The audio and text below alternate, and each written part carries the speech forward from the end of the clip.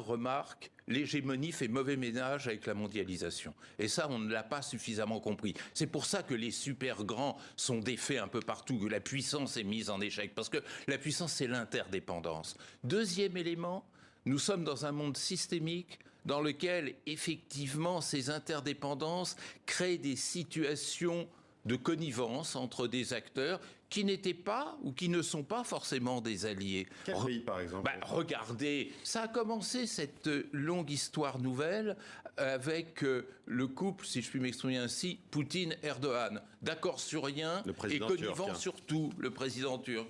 Après, on l'a vu à l'œuvre entre Poutine et le roi d'Arabie Saoudite, à la grande surprise de tout le monde, sur la question pétrolière. Même chose avec les Émirats Arabes Unis, deux États très proches de l'Occident.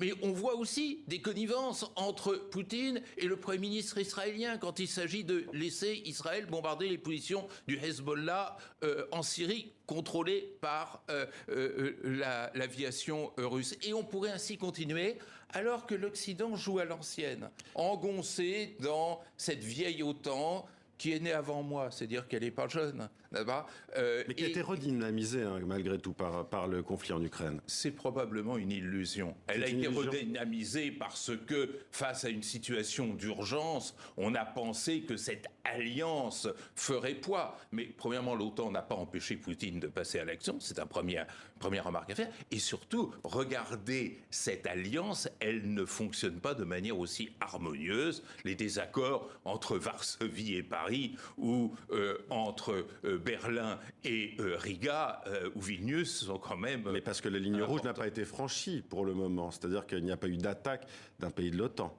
Oui, faisons très attention à cette notion de ligne rouge et est-ce qu'elle peut signifier. Il est intéressant de voir cet engagement des États-Unis, mais un engagement qui s'accompagne toujours de la formule qui consiste à dire « il n'est pas question de faire de la guerre à la Russie ». Alors, dans ces conditions, où est la véritable ligne rouge? Où la co-belligérance peut rester non belligérante? C'est une grande question, c'est une ligne floue.